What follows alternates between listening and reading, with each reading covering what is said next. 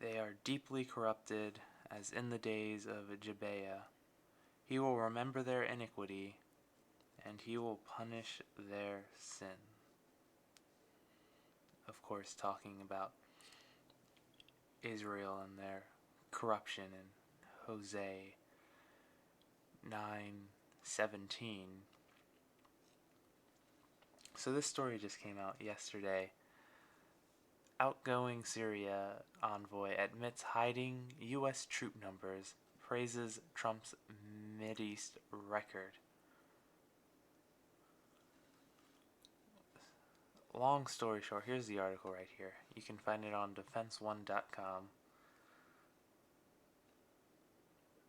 They have been hiding the number of troops in Syria because Trump was trying to limit the number. So he agreed to keep 200 to 400 people. That's what it says somewhere in there, to make sure that the oil fields were secure.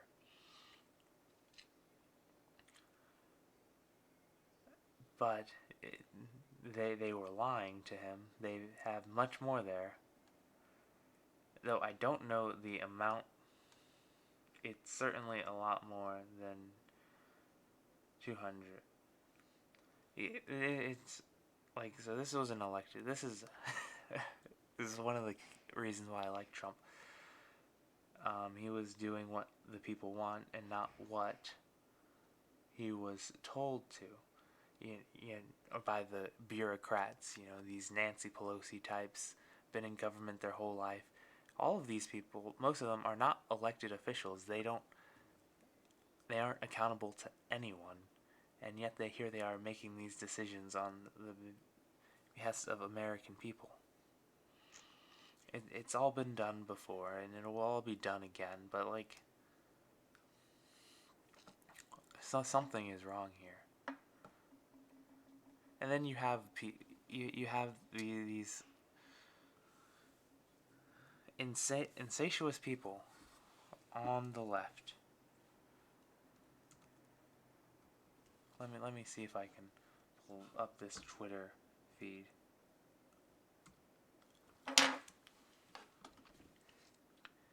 U.S. officials have been lying to Trump and the American people about the number of U.S. troops in Syria in order to deter him from withdrawing them.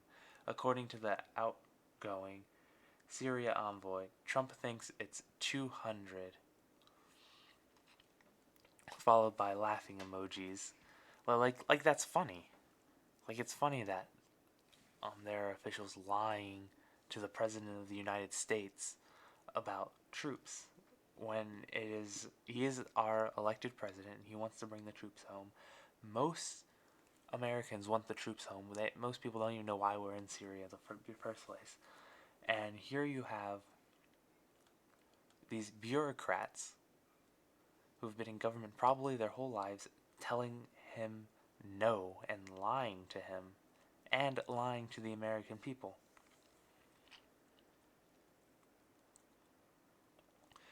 To be clear, I'm not implying this is actually funny.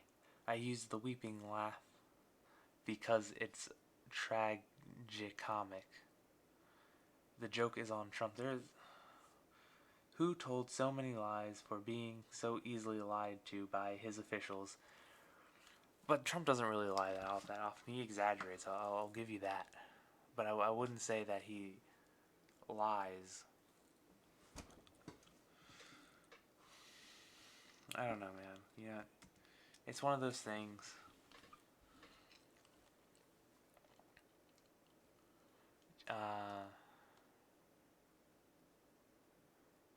Yeah, I didn't want this to be a long video. It's one of those things that you think about, and you're just like, well, that's not right. And you just look at it and like, well, this is terrible.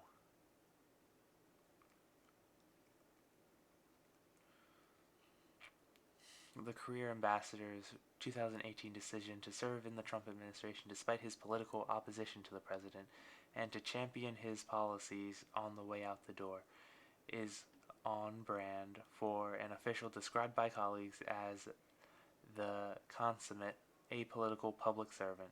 Jeffrey offers no comments on the president's character, even though he says he stands by his decision to sign the 2016 open letter that said Trump was erratic and acts impetuously.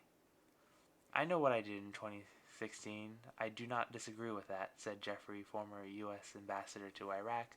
"I was following closely the situation with Iran, Iraq, and Syria, and I was appalled that we didn't have more coherent policy. This wasn't a political decision." Jeffrey now says that Trump's modest and transactional approach to the Middle East has yielded a more stable region than either of his predecessors' more transformational policies. George W. Bush's 2003 State of the Union speech heralding the seismic U.S. intervention into Iraq, and the President Barack Obama's 2009 speech in Cairo proclaiming a new beginning. So basically what he's saying was, I didn't like what Trump was doing at first, but he's achieved a lot of great things in there, and I cannot deny that fact. So basically, Jeffries he just didn't like the president, and he didn't like what he was doing, because it does fly in the face of what most of them believe in and what they try to enact.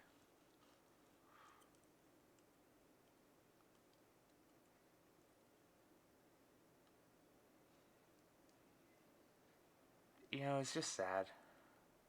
We want the troops home, and here are bureaucrats that are literally throwing that in our face.